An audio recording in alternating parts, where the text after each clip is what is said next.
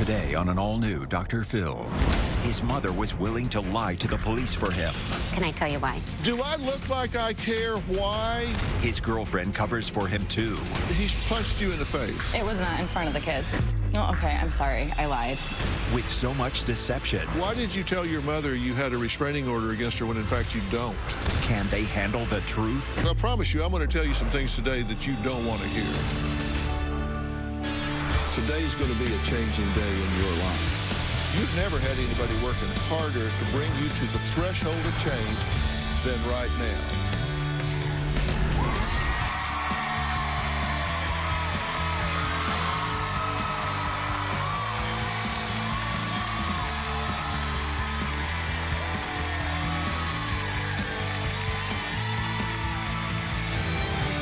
Thank you very much.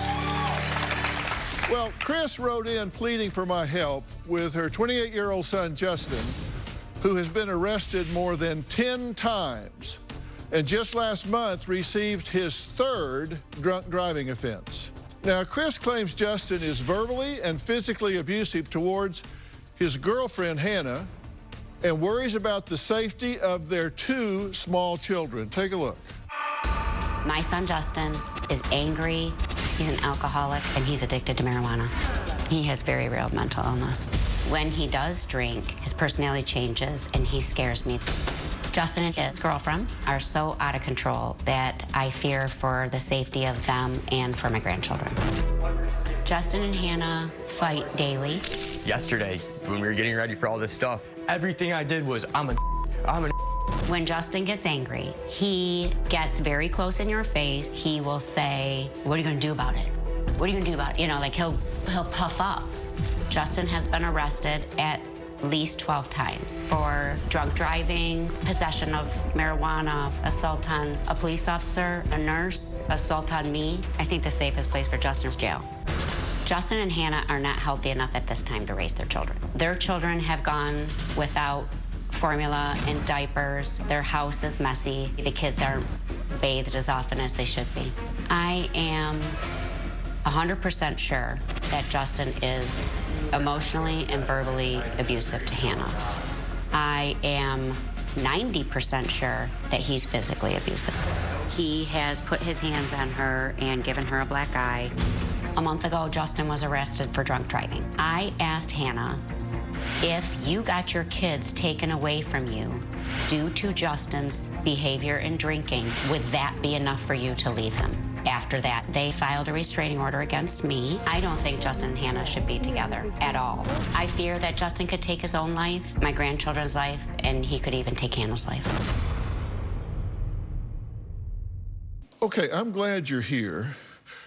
Tell me about the children that are in the home with Justin and Hannah. There are two children in the home? There's two kids in the home. 4 and 1? 4 and 1. They're in the home in the midst of all this chaos. Yes. And you know that. Yes. And you've done what about it? I'd have to say not enough and not much. Okay, so you're either part of the problem or you're part of the solution, and it seems to me you're part of the problem because you're not doing anything about it. I 100% agree with that. In fact, you're financing it so it can go on, and then you say he's been arrested 10 times and had 3 drunk driving citations. So the court system, the judges are part of the problem. They're not holding him accountable. They're turning him back out, letting him continue to drive. No, no. They are trying to hold him accountable, but he's continued to drive without a license. I mean, he's not, since his license was taken, he's never had it returned. Did he have a drunk driving incident with no license? Yes, absolutely. This But yet last one. he's walking around right now. Absolutely. Okay, so how are the judges not part of the problem? Because I would put his ass under the jail. 100. Now, Chris says she hasn't talked to Justin or the grandchildren for 3 weeks, so you don't know what's going on, I have right? no idea. No idea. Okay. Now, supposedly, he filed a restraining order on you. Yes. Have you seen it? Nope. Have you called the court to verify it? Nope. He just told you. Yep. And so you're behaving in accordance as you would if there was a restraining order. Absolutely. So that's all you got to do to get you out of the way, is just tell you there's a restraining order on you.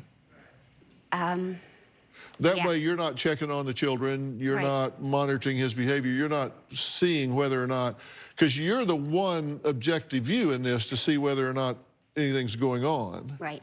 So just tell you, hey, there's a restraining order on you, so pack your ass out of here. Right. Okay. Would you be surprised to know there's no restraining order on you? Not surprised at all. Was pretty sure that there wasn't. But yet you behaved as though there was. Yes. Okay, I'm putting you in the column as part of the problem here, because it seems to me that you're kind of folding yourself into this and letting it happen. It's not your issue. You're not the one drinking. You're not the one being abusive. You're not the one being volatile, but you're a family member that knows about it. Right. Yeah. I want somebody to help my son understand that he can white knuckle sobriety or he can make all his legal problems go away, but he has mental illness and he doesn't believe it, and nobody supports my thought that mental illness will stop him from ever being successful. And you said you're afraid you're going to have to call CPS, Yeah. Child Protective Services. Right. And if what's happened so far is not the criteria for calling Child Protective Services to protect the 1-year-old and the 4-year-old, what is the criteria? What would have to happen for you to say, okay, that's enough? They're fighting in front of the children. He's driving drunk, being drunk in the home. There's all this chaos and volatility the children are being subjected to. If that's not, what's going to have to happen? You have to shoot somebody, or what's going to have to happen? Where's the threshold?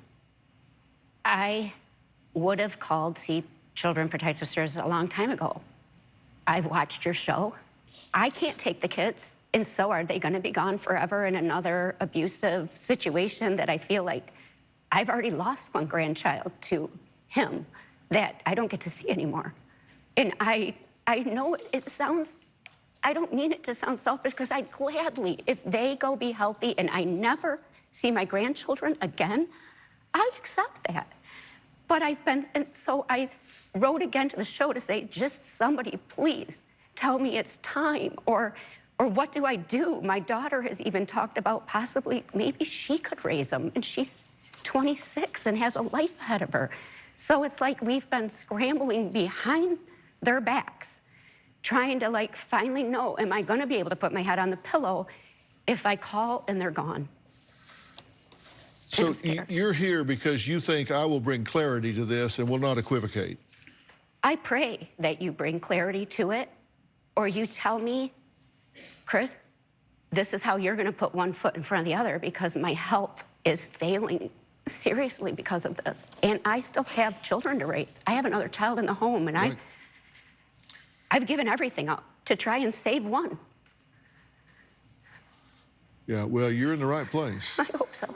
Yeah, you're in the right place, because we're going to be very clear about this. Now, Chris says Justin has zero respect for authority, no fear, and a hair-trigger temper. Charming. We'll meet him next.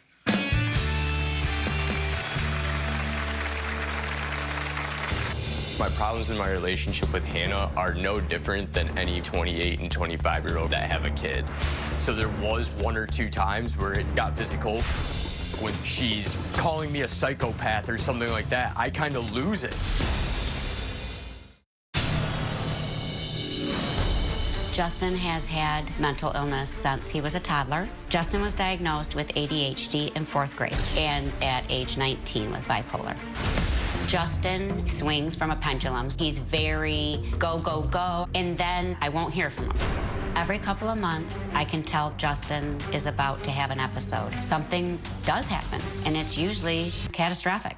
He tried to slit his wrists another time. He drove a car straight into a tree and was lucky to survive that. Chris claims that son Justin has been arrested over 10 times for assault, larceny, drunk driving. But Justin says his mother has no idea what he has done to change, and she needs to get over his past mistakes. My mom and I do not have a good relationship at all. Every time my mom and I talk, it turns into a screaming match. She is definitely controlling and overbearing. I think that she should mind her own business. My mom and I currently aren't speaking right now. He was arrested for drunk driving, and I didn't help him. She said, "Sometimes I feel like you just weren't my son anymore." I told my mom that I had a restraining order on her because she texted Hannah that she needed to leave me, and I knew if I threatened her with the police that she would back off. My problems in my relationship with Hannah are no different than any 28 and 25-year-old that have a kid. I come in the house, the kids are screaming, everything seems like it's going crazy, and next thing you know, it's me and her are going at each other. When Hannah and I start to argue, it escalates pretty quickly. If we're in the vehicle and arguing, she starts driving like a pissed off teenager. I'm telling you to slow down, chill, it's not a big deal, and you're not listening to me. So there was 1 or 2 times where it got physical. The first time we were both pretty drunk. I shoved her and she swung at me and I think I hit her back. That's not like a thing in our relationship. When she's calling me a psychopath or something like that, I kind of lose it. When I get angry, I'll either get really loud or get really nasty with my tone. Like, if this interview went bad, I would be like, I'm done, and just get up and walk out. And once that happened, there would be no getting me back in this room. Okay, so you think you have an anger problem? Absolutely. Okay, and you think you have an alcohol problem? Yes. Okay, and this is not past, this is current. You have that problem today. Yes, I've been working on it, you know, since I got arrested for my second DUI. I've been completely sober, and it's a decision that I've made for myself, not anyone else. Like, in the past, I've always thought that I had to be sober for the courts, or I had to be sober for other people. And this is a decision that I made at my life, at this point in my life, that I need to do this for myself so I can be there for my kids, for my girlfriend, for my family. What gives you the right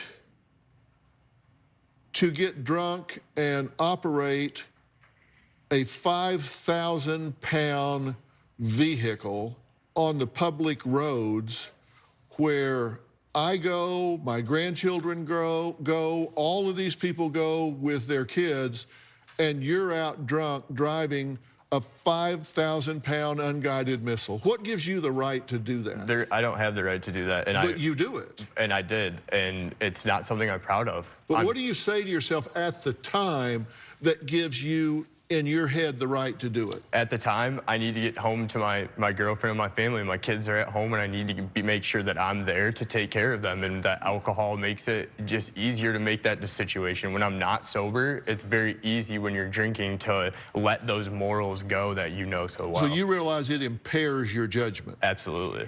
You said at the end of this tape piece here, you said, like, for example, rage, my anger, like if I got upset that this interview didn't go the way I wanted it to, or I was upset about, I would leave and it would be no getting me back.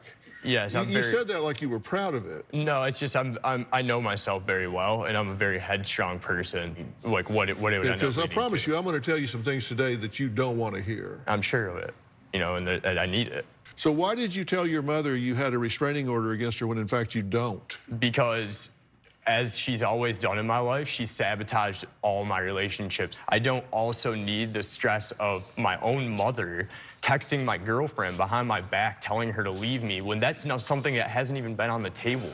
I think she enables you terribly. In 2009, you took the fall for alcohol in the car.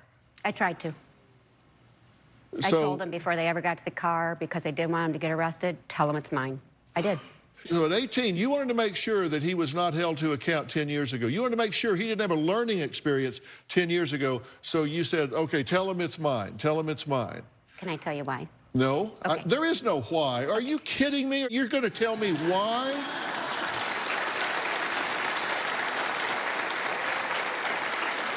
Look at me. Do I look like I care why you tried to keep him from being held to account for his bad behavior? No. The past 12 years, you spent $60,000 to $70,000 on him. Yep. Okay, because he had to have that because he wasn't being functional enough in his own life that he was falling $60,000 or $70,000 short. Right. So you pony up the money. He's totaled multiple cars. Who bought him replacement cars? Me. You've paid bills, rent, medical, grocery, phone, all of that because he's not stepping up and earning his own way through. You mean well. I thought. Yeah. But what's the outcome? What's the result? Not good, right? Oh, no. Chris says she knows Justin has been physically violent with his girlfriend because she's seen the pictures. Well, we're going to meet her when we come back because let me tell you, she's no angel in this either. We'll be right back.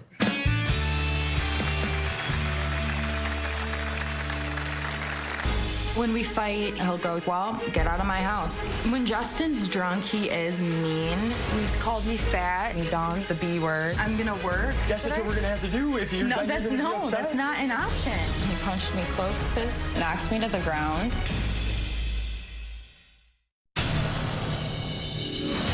I've been an enabler to Justin's behavior his entire life. I've defended, protected. I've done every wrong thing rather than correct his behavior.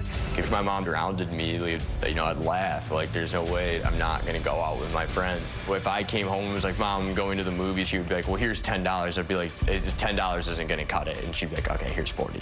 Every time that Justin's gotten into trouble, we've bailed him out. We've paid lawyer fees, rent, food, cars. In the last year, I have spent probably $20,000 on Justin and Hannah. I had to put my son above everybody else because I was always in crisis mode with him. Well, Chris has been trying to get Justin's girlfriend, Hannah, to leave him. He can hit rock bottom on his own, but she says she's not going anywhere. Take a look. I'm always walking on eggshells when I'm, you know, with Justin. Anything that I say could easily trigger him. I feel like I'm micromanaged. When I'm micromanaged, I get angry. When Justin gets angry, we want to stay out of his way. When we fight, he'll go, well, get out of my house. The main issue is just his drinking. He gets completely out of control when he does get angry and he's drunk, and it's terrifying. When Justin's drunk, he is mean. He's called me fat. He's called me dumb. He's called me the B word. He would go to the bar almost every night. He wouldn't come home until 2 in the morning. When Justin and I drink, we get that liquid courage. It turns explosive pretty quickly. I'm with them every day. You get a break. Justin is verbally and emotionally abusive towards me. When Justin punched me, he punched me closed fist. It was pretty powerful. It knocked me to the ground. I got up and then I just continued arguing. Justin and I fight over how much he's away from the house. He coaches soccer, bowls. He'll choose a day to go golfing. It does make me feel abandoned. I feel like I have most of the responsibility when it comes to the kids. You can't but put then all what? that stuff on me. I'm gonna work 40 hours a week just to hand my money over to I mean, I guess that's what we're gonna have to do if you're. that's not an option. His mom, Chris, was adamant in getting me to leave him. She's already left me once. If she does it again, yeah, it will hurt, but it's not gonna kill me. Since Justin had gotten the OWI, he has caused me more work, financially and physically. Justin has court fees, his lawyer fees. Financially, we have nothing.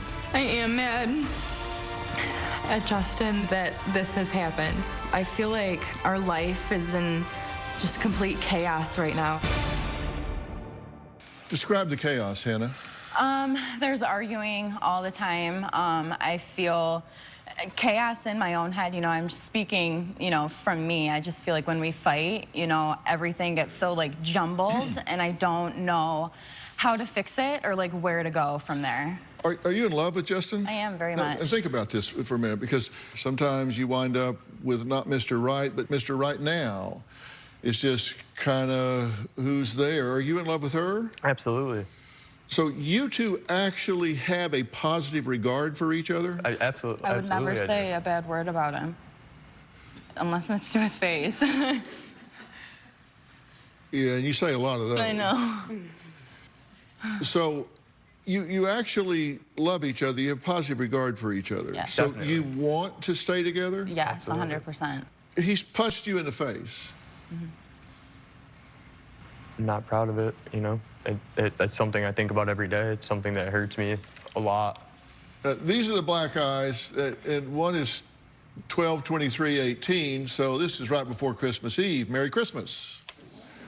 And then 4/6/19. You have another black eye. Those pictures are from the same incident.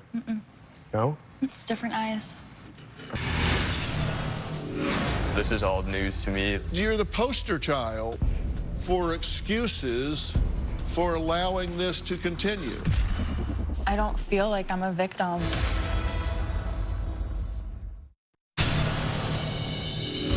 The first time that Justin punched me, we were fighting. I had made a stupid, irrational, uncalled for comment, which isn't an excuse, but that made him angry. And then he flipped. He was in a different room, and he came barging in and socked me. That happened in front of your children? No, it was not in front of the kids. I have it written down that it possibly was. No. Oh, okay, I'm sorry, I lied. My daughter was in her car seat and she was on the bed. And I'm sorry, I just don't want him to get in trouble. But yeah, my daughter was there. She was sitting on, on her bed and strapped in her car seat. Sorry, Dr. Phil, I'm so sorry.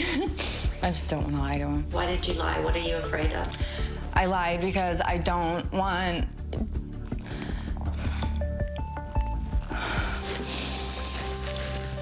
I don't want Justin in trouble at all for anything that he has ever done to me, because I know he's a good guy. He's an amazing father to both my daughter and my son, who's not his. And if we ever lost him, I don't know what I would do. You have this knack of getting people to cover for you. I mean, we haven't really talked about any of this. This has all been like, you know, this is all news to me. You know, my wife, Robin, is really devoted much of her adult life to the fight against domestic violence. This is very, very important to her. So much so that she developed an entire curriculum called the Aspire Initiative. And it's taught in schools, it's used in churches, individuals can use it. She even created something called the Aspire app, which has been downloaded over 1 million times, that has saved people's lives because it's a way to call for help instantaneously. And one of the things that she does in the Aspire app is talk about what does constitute abuse. And she identifies the reasons people give to justify staying. It was my fault. I got him mad. Robin, that's probably the number one, right? I brought it on, I provoked it. Yes, yes, they either convince themselves or the abuser convinces them of that. Yes, that's the number one reason. He apologized, promised it wouldn't happen again. It doesn't happen all the time. I know he loves me and I love him. We have a lot of great times together. I don't want to leave because of the children. I don't have a job. Nobody else wants me. I'm afraid if I leave, he will kill me. It's like listening to like a voice recording. I mean, besides the last one. Well, interestingly, we did a comparison. Of course you did. It was my fault I got him mad. You said, I said some asinine thing. He apologized, promised it wouldn't happen again. Next day, he couldn't look at me. He felt so bad, he knows it was wrong. It doesn't happen all the time. Has only happened twice. I know he loves me and I love him. I love him. I don't want to leave him. We have a lot of great times together. Well, really not applicable here. I don't want to leave because of the children. He's the best dad I could ever ask for. I don't have a job. You say, I'm financially dependent on him. No one else wants me. I have a horrible fear of abandonment. It's like you're the poster child for excuses for allowing this to continue. I don't feel like I'm a victim of domestic violence. I'm just gonna stop talking because I'm just gonna go into those excuses. You never put your hands on a woman in anger for any reason, I don't care what. Absolutely. In Chris's past history with men, Is this partially to blame for Justin's dangerous, rageful behavior? We'll talk about that next.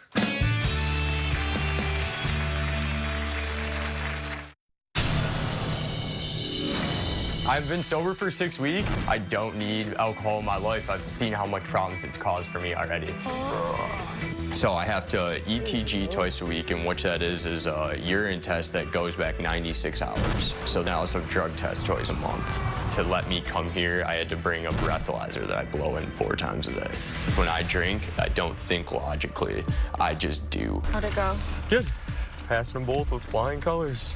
This is my in-home smart breathalyzer. It immediately registers right away, whether I'm been drinking or not. I just blow into it. Says passed. I will not drink again. You're 6 weeks without having taken a drink or a drug, correct? Absolutely. And that is definite progress, and I commend you for making that commitment, no question about it. Thank you. Now, you have 2 children in the home, right? Absolutely. 1-year-old and a 4-year-old. Yep. 1-year-old's between the 2 of you. You have a 4-year-old from another relationship. You have a 7-year-old from another relationship, Yes. and you have no access to that child right now. No. Because you have failed to complete parenting classes that are required in order for you to even be a candidate for visitation with that child, correct? Yes and no. Yes, I didn't go to those parenting classes, but the reason why huge reason of why I haven't seen my daughter in a while is because I was sexually abused a long time ago. So that's a huge reason of why I haven't seen my kid and why she hasn't seen her grandchild in 2.5 years. She has a father that's not in the picture, and it's your job to work that out in some way. You want to see what happened in this family. I want to see them both get help. I want you two to be okay. Of course, I want my granddaughter back in my life. I want to be part of your lives. Justin, to say we have a bad relationship, you've got to be kidding me. I've sacrificed. Who's sitting next to me today? Who's right here? Do you know why nobody's right here? Because everybody's heart is just, it's crushed. I want you guys to realize this is not normal. Yes, I was abused, and how quickly did I leave? The first time it happened in front of you is the first time I left and the last time I left. Yeah, right. The next person went like this to you in the mouth. I pushed him out the back door, shook the door, done. Was that before or after he took your head and pushed it under the water when we watched that? Was that me. Before or after that? And I'm very sad about that. Your relationship that continued after that. Justin, I make no excuses for every bad decision I said on tape. I've not made a right one yet. Both of you are right. You're exactly right. I mean, everything that you're just describing that you've been exposed to has a profound impact on you. Just as much as everything you're now doing will have profound impact on your children, the same way this has had a profound impact on you. Dysfunction, dysfunction, dysfunction, dysfunction. And this is a place that it can begin to stop and start healing. Chris says she feels the children are caught in the middle of crossfire of Justin and Hannah's daily arguments. She says Hannah's son is now saying words like bitch and I hate you, mimicking his parents. So what do we do about that? Next.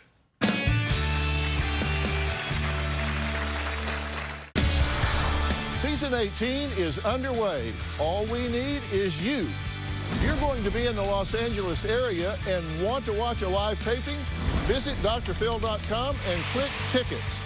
Tickets are free, and I hope to see you soon. I think that the 4-year-old has been abused by Justin. I have seen prints on his face that look like somebody squeezed his face. I have never been physical with my children. When I asked my grandson what happened, he told me that my son grabbed his face. My son and Hannah told me that a dog must have done it. The 4-year-old has told me that he hates me and that I'm a the 4-year-old is mimicking his parents. We do get into screaming matches in front of our baby. We have been starting to notice that her first reaction is to just scream and yet like a blood-curdling scream at the top of her lungs. I can't help but feel guilty for putting her in that environment to begin with. They just wanted to argue about what was said by a child or not said by a child. I don't want to talk about topics. The issue is, are these children living in a toxic environment? Definitely the arguing, but I've never put my hands on my kids. I will take a lie detector test. I will take that to my grave. And that is... I have never touched my children, and that is not something that I'm going to be put into that class. Are they in a toxic environment? Yes. With us, you know, screaming at each other, it's not okay, and we need help. But those kids have never been abused, ever. She's not saying they have been physically abused. She's saying what the children are reporting. And the children are being abused. They're just not being physically abused. And I can agree with that. Yeah, and that's... Well, all right, I'll tell you what.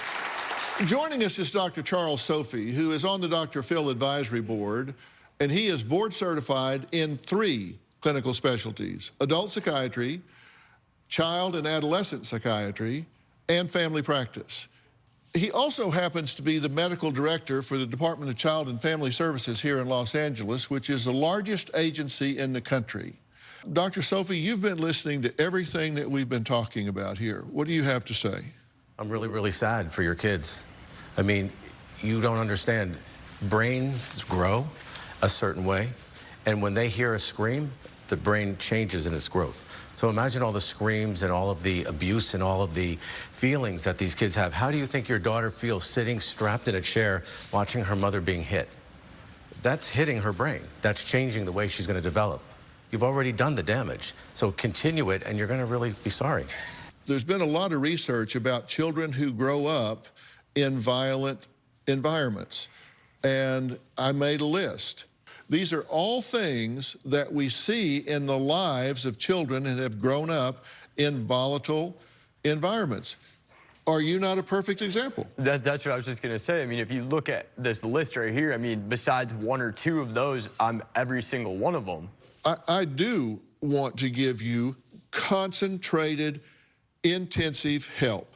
And I've asked somebody here today, and this is Brooke, by the way. Brooke, say hello. Brooke is from New Method Wellness, which is a substance abuse treatment center located in an oceanfront San Juan Capistrano community. It provides an array of treatment programs that are catered to each client's needs. It is a dual diagnosis treatment center that takes a very holistic therapeutic approach. Brooke, correct? Yeah, absolutely. And Justin, one of the things I really want you to hear is this is going to involve everybody. It's going to involve your mom. It's going to involve your girlfriend. We're going to put a big emphasis on that. We're going to have you fully assessed and diagnosed appropriately, possibly for the first time in your life. So I'm very, very grateful to hear at the beginning, Justin, that you said that you want to grow as a human. So let us be your fertilizer. Let's grow together. Absolutely. Thank you for your time. Absolutely. So this is not about throwing you under the bus. It's about pulling you out from under the bus. Will you take this help? Absolutely. Fair Thank enough? you, Dr. Phil. Absolutely. Coming up, I'll talk with a couple who has 2 children, share a successful business, and something that makes their lives somewhat challenging. We'll hear their story next. My next guests, Tara and DJ, have been married for 14 years and have 2 children, ages 9 and 4. DJ works as a mental health counselor while Tara manages his successful practice. But they also share something else that can make life a bit challenging. Take a look. Having a spouse that suffers from anxiety is challenging because our anxiety feeds off of each other. It's constant stress and constant worry. I can't stop it. Work is a big source of my anxiety. It'll come out of nowhere. My chest starts tightening up. I feel like I'm struggling to breathe. It's just this overwhelming sense of panic. Draw a picture. I also suffer with mom's anxiety. My kids are active. My son plays football. Go. I think every mom worries, but in my brain, There you go. I can come up with these outlandish situations of, well, what if this happens and I can't turn it off? Flying for me is therapeutic. There's no room for any of the anxiety from work or life or anything else. Ironically, it's the one thing that calms his anxiety and increases my anxiety. If we don't get our anxiety under control, we will miss out on life. It is time to take anxiety head on and fix it. Well, Terry and DJ are here today, as well as my good friend, Dr. Ian Tong, Chief Medical Officer for Doctor on Demand, a company my son Jay and I actually created that connects people via video to licensed medical professionals right through your phone. Now, DJ, tell me your experience with anxiety. So, Dr. Phil, there's no specific trigger that brings my anxiety on. It's more or less situations where I'm out of control. Situations like that will bring on my anxiety. My heart will start racing. My chest will get tense. It really can be pretty challenging. And Tara, you have a different set of triggers, right? I have several different triggers, but what triggers my anxiety the most is DJ's anxiety. Right.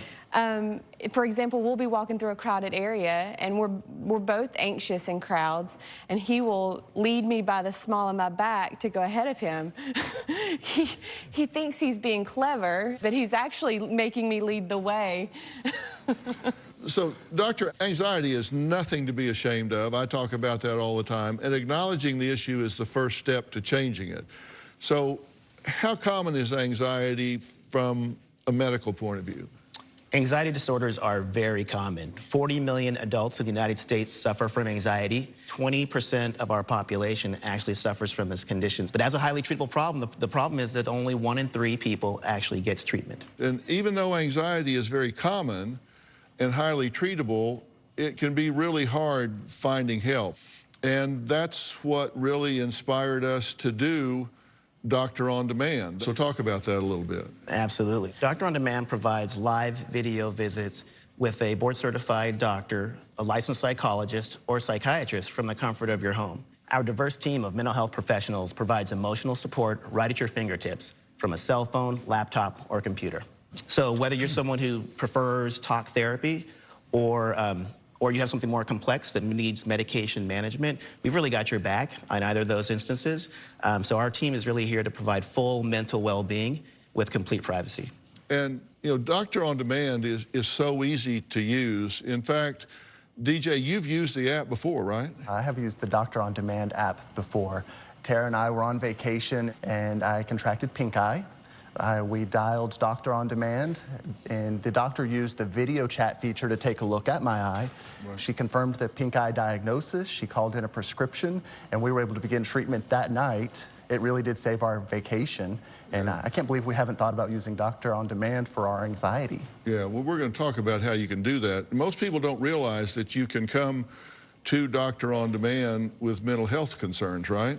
That's right. We started this so that patients could get access to this from their homes. So you think you'll give it a shot? Of course. I love the idea of having the flexibility of speaking with a healthcare professional straight from our home. I'm excited to see how Doctor on Demand can help me with my anxiety. Yeah, well, that's great to hear. And Doctor on Demand is covered by many health plans and employers nationwide. So if you're dealing with anxiety, depression, or other behavioral health issues, think about Doctor on Demand. And Dr. Ian, where can people find out more information? Well, they can just go to our website at drondemand.com, or that you can download us very easily on the Apple iTunes Store or Google Play Store. Just download our app. Good. I want to thank all of my guests today, and a special thanks to Dr. Ian Tong. Before I go, I wanted to share a tweet I received from Hannah. She wrote, "I don't know who likes watching Dr. Phil more, me or my 6-month-old. Her eyes don't leave the TV." So, well, I'm happy to hear it. I'll take him at all ages. We've been on 18 years, so before long, she'll have a 6-month-old sitting next to her. I really love hearing from you all on social media, so keep the comments coming. You can find me on Instagram, Facebook, Twitter. We'll see you next time.